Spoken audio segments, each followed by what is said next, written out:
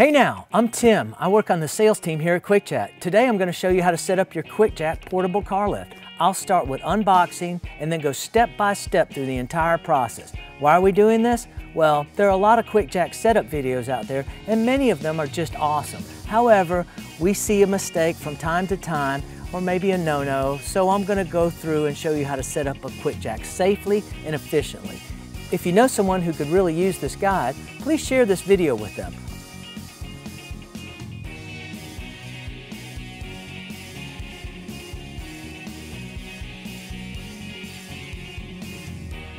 Let's go ahead and get started. As you can see, we have three boxes, box 1, box 2, and box 3. So what we'll do now is go ahead and open up the boxes and take out the contents. Okay, so we got box number 1. Let's take this out.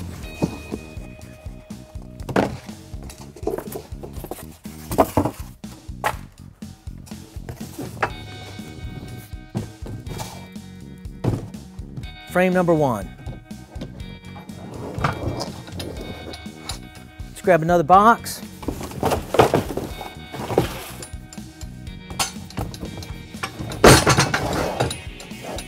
Now, box number 3, we're going to grab it.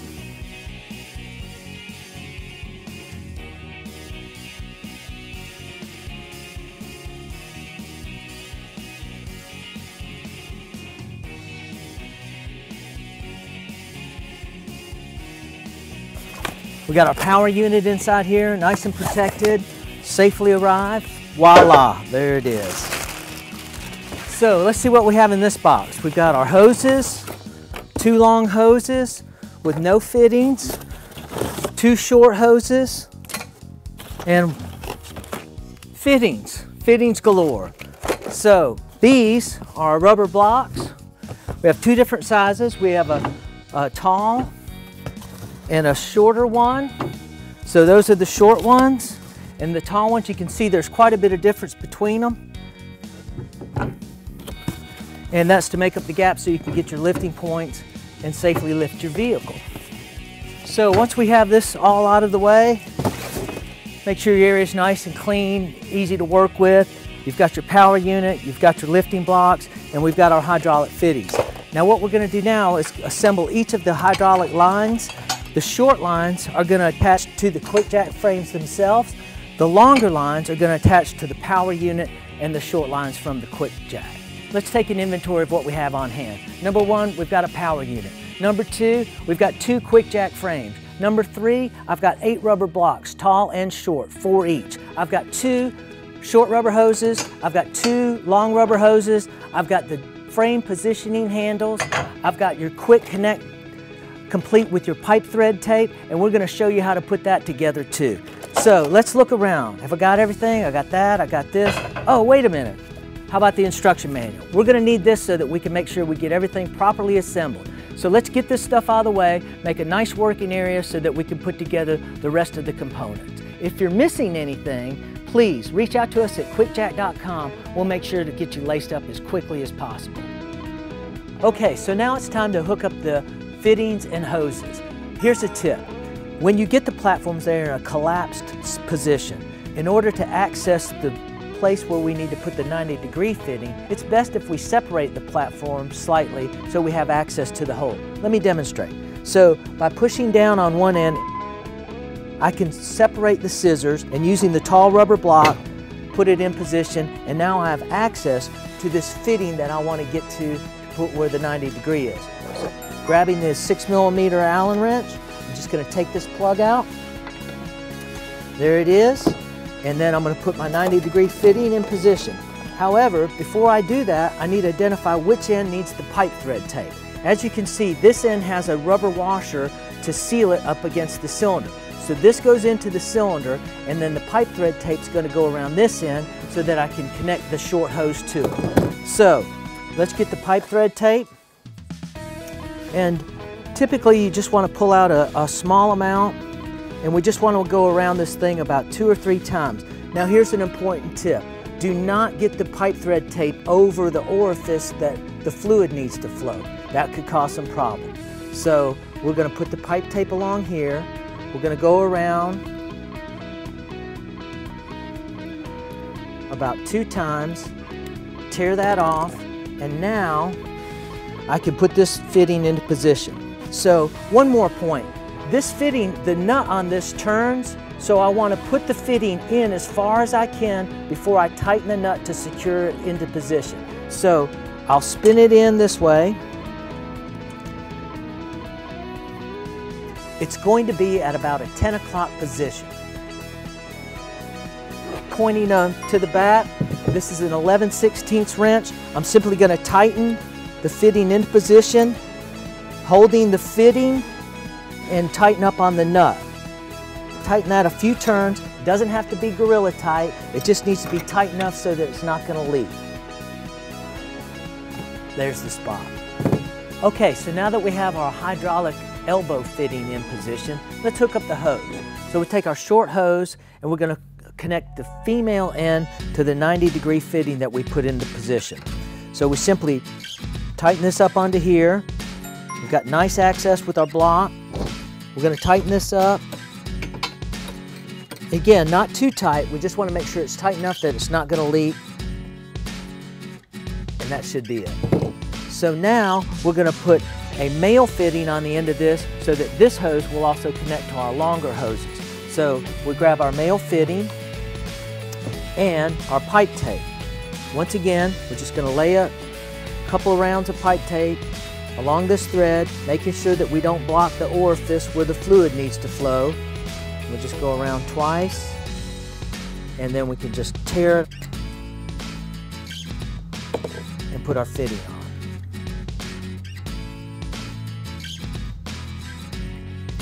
Let's make sure this is tight.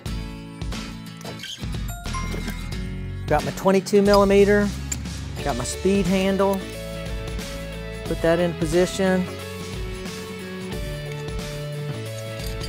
That should do it. Now, this jack is complete. Let's separate. Now let's grab the other platform and do the exact same thing. Okay, so now we have both jacking platforms prepared, and it's time to get our hydraulic hoses, the long ones, set up. So what we're going to do with those is we're going to take each one of the hoses and put a female connector on the end so that it can connect to the motor and to the jacking platform that we just prepared. Same procedure as last time. We just need to put pipe thread tape around this fitting, making sure that we don't block the orifice, and then we'll make sure our fittings are nice and tight. So let's just take a wrap of this. We'll go around here once, twice, and again making sure nothing's blocking the hole. And we simply screw the fitting onto it. Grab our 22mm wrench and our little speed handle.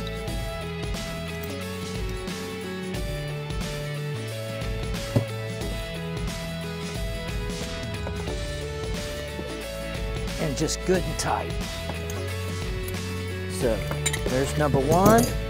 And we grab the other end of the same hose, get our pipe tape ready.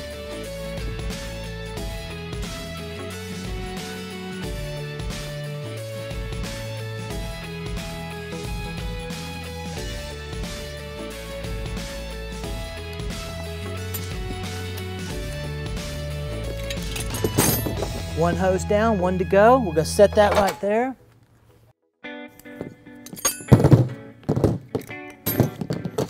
And we're good to go. All right, now is the time that we're going to pressurize the cylinders, and each one of the platforms has a small air cylinder on it, and the reason we put that on there is to help the unit collapse when there's no weight on it. It almost acts like a big spring. So we got the air cylinder. We're going to take the little cap off. It's just like a tire cap. We just got to put a little air in it. And today I've got a really unique product. It's one of our favorite accessories. It's the jack pack. It's got 12 volts. It's got a light on it. It's got all kinds of features and stuff. So let's pressurize this unit. We're going to hook up the air hose. And then all we have to do is turn the button on. And then watch the gauge. We're going to bring up at about 50 psi. Boom. So it's holding. We know that's good. So we're going to disconnect our hose and put our cap back on. And then we just want to transition and do the other platform the same exact way with the same pressure. All right, so now we're going to set up our power unit. This is a 12-volt unit, and it's the same procedure whether it's a 12-volt or a 110. First thing we need to do is remove these little red plugs that are in the manifold where we're going to put our fittings. So we just take these out. Now it's not uncommon for a little bit of fluid to come out of this because we do have some fluid in there when we're testing. So that's out. I grab one of my fittings. This has an O-ring on it, so I don't have to use the pipe thread tape on this. I'm just going to put this right into the manifold. So here's a tip. Make sure you put the bottom one in first because it's easier to access with your wrench when you go to tighten it up. So we put that one in. I'm going to grab a 22mm wrench, tighten that up. Again, good and tight, but we don't have to over tighten it or risk stripping the threads out. Grab my second fitting. I'm going to put that in the hole right up above it. Again, no pipe thread tape because we do have the O-ring. And then grab the wrench.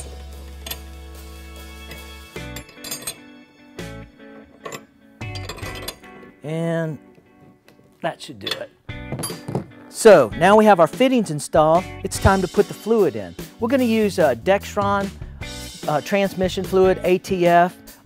It's going to take about 2.5 quarts to get this power unit filled up, and then some of the fluid will fill up the lines and the cylinders. So we want to check the unit after we've run it to make sure that the fluid is all the way topped up. So the filler valve on this has two parts. We have a breather on the top, and then we have the actual plug that's holding the fluid into the reservoir. So this plug has to be completely removed so that I can put the fluid into the reservoir. So I got my little funnel, grab some transmission fluid, and we'll just pour that right into there. It's a good idea just to give your funnel a little bit of air so that the fluid can flow in there freely without causing a hydraulic lock.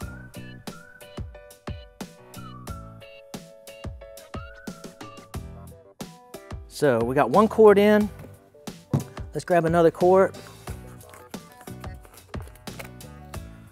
We're going to pour this one in. Again, same procedure. Just lift your funnel up a little bit so that the fluid flows freely through there.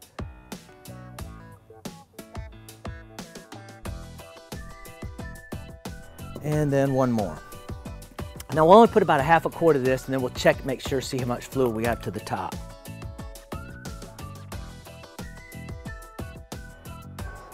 Okay, so our fluid's all filled up. Let's put our breather cap back into position. It's important to make sure that the valve on the top is slightly open so the air pressure can escape from the reservoir when we're setting up the rest of the equipment. So we've got our bleeder valve is in position. We've got our quick connects in the manifold, and we're ready to hook this power unit up and test the entire unit. Okay, so now we've got our jack platforms all set up. We've got our hydraulic hoses and connectors done, and now we have our power unit ready to go and full of fluid. So let's hook up the lines and see how it operates.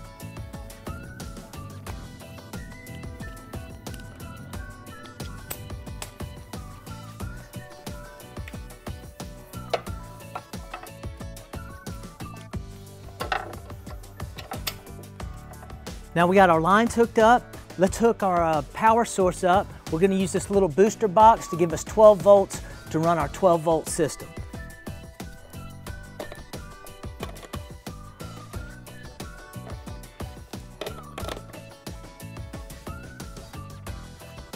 And we'll press the up button, see how she rolls. So the fluid starts to flow through. The jacks will operate sometimes a little erratically, and you'll want to repeat this process several times just to make sure that all the fluid has circulated through the system and we have all the air pushed out of it.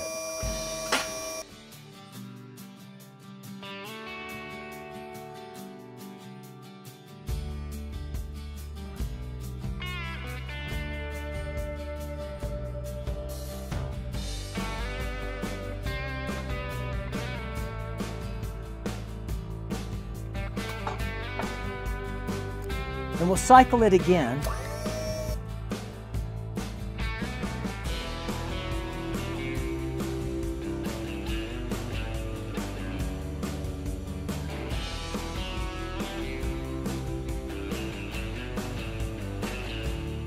a good idea at this point to check for leaks, make sure there's no hydraulic fluid leaking out. And it appears we're ready to bring them back down. We'll put them in the lower position, raise them up one more time, and then we're going to go through the bleeding procedure. All right, so now we've got our jacking platform cycled a couple times, but you'll remember they were moving pretty erratically. So in order to correct that, we got to get all the air out of the system. So we got to bleed them, just like you bleed the brakes on your car or your hydraulic clutch. So to do that, we've elevated the platform and put it in the first locking position. The bleeder screw is located at the very top of the hydraulic cylinder where our hydraulic line comes in. It's a 5mm Allen screw, and we're simply going to open the valve slightly and see if we get any air to come out. And with it in the lock position, we're simply going to hit the up button on our power unit. And there, we get a little bit of fluid out. We'll tighten up this valve. Just make sure it's good and snug, and now we should have this cylinder bled. Now here's a tip. In order to get all the air out of the cylinder, you'll notice the cylinder is in a lower position. So if I take the jacking platform and raise it up, I may be able to get some more air out of the system that we've already run. Let me demonstrate. Simply tilt the platform up so that the hydraulic cylinder is now at the highest possible place and all the air can travel to the top. Using my Allen wrench,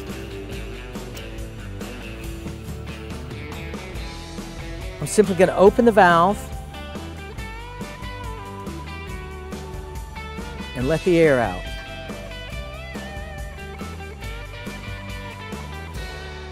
Now we did have a little bit of air come out of this system. It's at the very top. Tighten that back up again. We'll set our jack frame down. And let's test to see if they have smooth operation.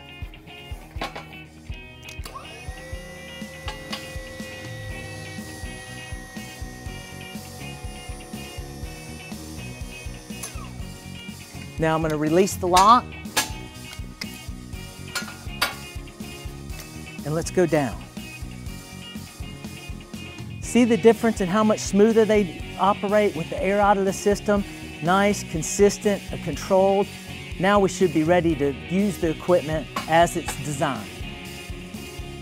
Thanks for watching the official Quickjack setup tutorial. I'd like to mention again to really familiarize yourself with the instruction manual included, and if you have any other questions regarding this setup process, please don't hesitate to contact us. We hope you found this video helpful. If so, please let us know by pressing like. And for more great tips and videos like this, you can stay tuned by subscribing to this channel. Thanks again for choosing Quickjack.